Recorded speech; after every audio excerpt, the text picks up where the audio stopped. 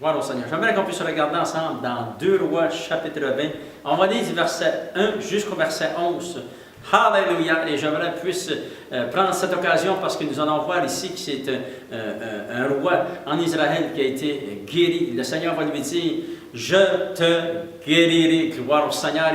Et pour cette occasion, j'aimerais utiliser ce texte aussi pour souhaiter joyeuse fête des pères à chaque papa qui entend le son de ma voix et que Dieu puisse vous bénir, amener la guérison dans votre cœur, dans votre être entier, dans votre famille, qu'il puisse multiplier ses faveurs sur vous. Et on lit ensemble 2 Rois chapitre 20, verset 1.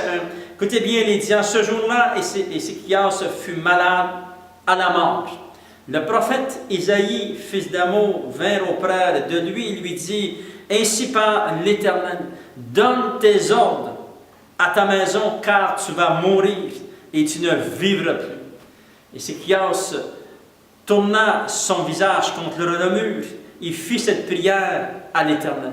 « Ô Éternel, souviens-toi que j'ai marché devant ta face avec fidélité et intégrité de cœur, et que j'ai fait ce qui est bien à tes yeux. » Et Ézéchias répandit d'abondantes larmes. Isaïe, qui était sorti, n'était pas encore dans la cour du milieu lorsque la parole de l'Éternel lui fut adressée en ces termes. « Retourne et dis à Ézéchias, chef de mon peuple, ainsi parle l'Éternel, le Dieu de David ton père, j'ai entendu ta prière, j'ai vu tes larmes, voici je te guérirai. Le 3e jour, tu monteras à la maison de l'Éternel. J'ajouterai à tes jours 15 années. Je te délivrerai, toi et cette ville, de la main du roi d'Assyrie. Je protégerai cette ville à cause de moi et à cause de David, mon serviteur. Isaïe dit, prenez une masse de figues. On la prit et on l'appliqua sur l'ulcère. Et Ézéchias guérit. Ézéchias avait dit à Isaïe, « À quel signe connaîtrai-je que l'Éternel me guérira et que je monterai le 3e jour à la maison de l'Éternel? » Isaïe dit, « Voici de la part de l'Éternel le signe auquel tu connaîtras que l'Éternel accomplira la parole qu'il a prononcée. L'ombre du soleil, avancera-t-elle de 10 degrés ou reculera-t-elle de 10 degrés? » Ézéchias répondit, c'est peu de choses que l'on avance de 10 degrés, mais plutôt qu'elle recule de 10 degrés. Alors Isaïe le prophète invoqua l'Éternel qui fit reculer l'ombre de 10 degrés sur les degrés d'Achar, où elle était descendue. Maintenant, regardez ce miracle glorieux.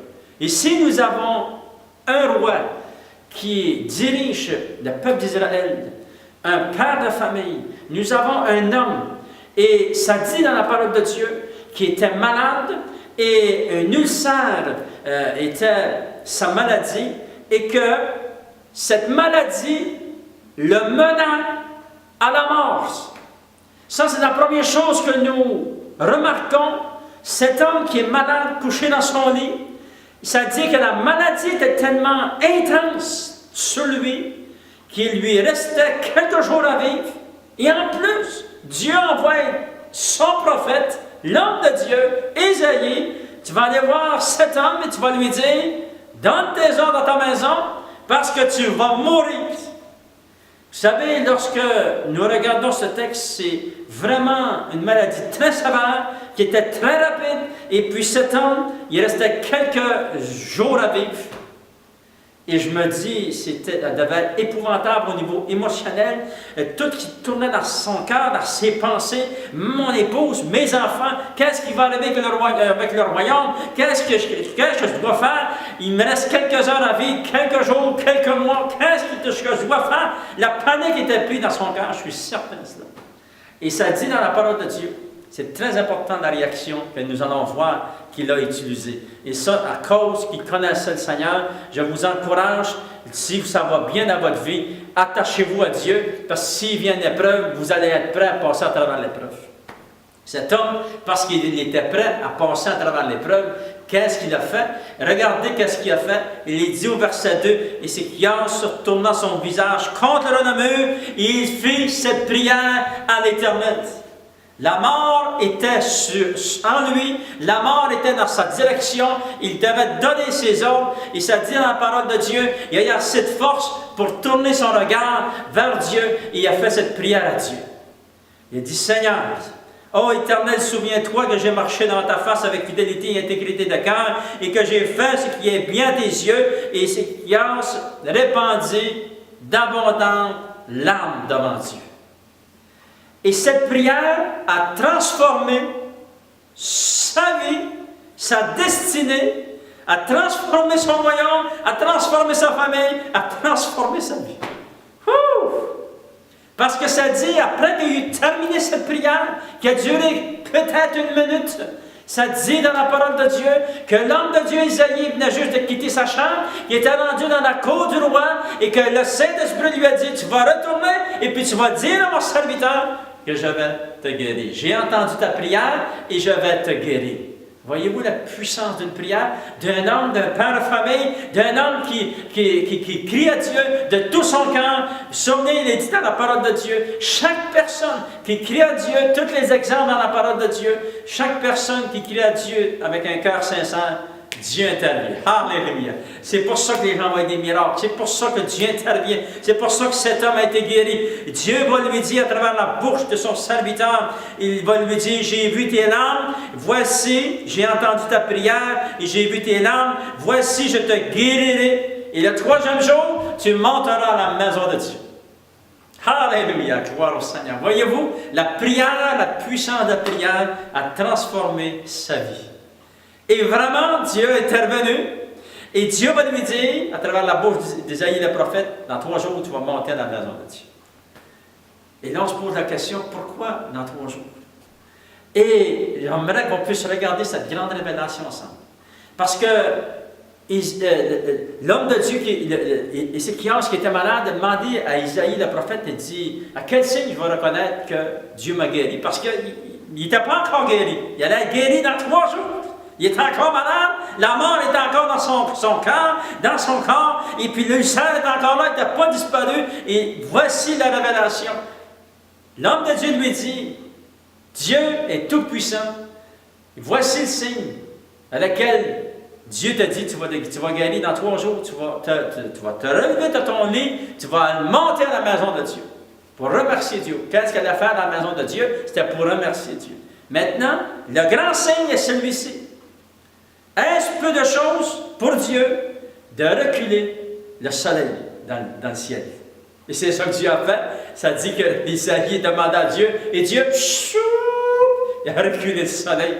Vous imaginez, tout au niveau scientifique, au niveau de la création, tout ce que cela a comporté pour que Dieu puisse reculer le soleil de 10 degrés, c'était un gros miracle. C'était un plus grand miracle que la guérison de cet homme. Et pourtant, Dieu lui a dit, tu vas faire quelque chose. Et qu'est-ce qu'ils ont fait? Ça dit dans la parole de Dieu. Dieu était assez grand pour le guérir immédiatement, instantanément. L'ulcère aurait pu disparaître et Dieu va nous révéler quelque chose. Ici, ça dit au verset 7, Isaïe dit, prenez une masse de figues et on l'a pris et on l'appliqua sur l'ulcère et Ézéchias guérit. Voyez-vous la grande révélation? La révélation est celle-ci. Dieu est tout-puissant, il travaille dans le domaine spirituel, surnaturel. Et nous sommes dans le domaine naturel. Et nous devons travailler dans le domaine naturel avec Dieu. Ils ont pris cette figue, ils l'ont appliquée sur l'ulcère. Dieu n'a pas eu besoin de cela. Mais Dieu voulait nous enseigner une leçon. Et nous devons prendre soin de nous. Nous devons prendre soin de notre alimentation, prendre soin au niveau naturel de tout ce que nous pouvons faire pour prendre soin de notre santé. C'est ça que Dieu est en train d'enseigner.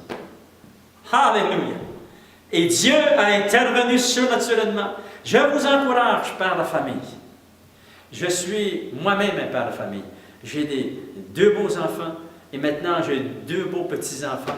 Et on est tellement bénis. Oui, on rencontre des difficultés, mais souvenez-vous que la prière de cet homme a transformé sa vie. Priez, priez, priez. Et Dieu va intervenir pour vous. Dieu va intervenir pour votre conjointe, votre famille, vos enfants, vos petits-enfants et vos arrière-enfants. Alléluia. La prière est puissante. Je vais vous encourager à continuer à prier. Priez parce que le Seigneur va entendre votre prière comme il a entendu la prière de cette personne. Priez parce que Dieu va intervenir au niveau surnaturel et faites tout ce que vous pouvez au niveau naturel parce que Dieu va travailler avec vous. Que Dieu puisse vous bénir abondamment. Et j'aimerais prendre cette occasion pour vous souhaiter la santé, la prospérité, la joie, les révélations de la parole de Dieu. Et que vous puissiez faire comme Job. Attachez-vous à ses pas. Attachez-vous au pas de Dieu. Alléluia. Que votre cœur embrasse la parole de Dieu. Et vous allez toujours en sortir gagnant et heureux. Heureux l'homme qui craint l'Éternel. C'est lui qui a la joie dans son cœur. C'est lui qui a le bonheur dans sa maison. Que Dieu puisse vous bénir. Et on veut vous souhaiter de tout cœur joyeuse fête des Pâques. Que Dieu puisse vous bénir à moi.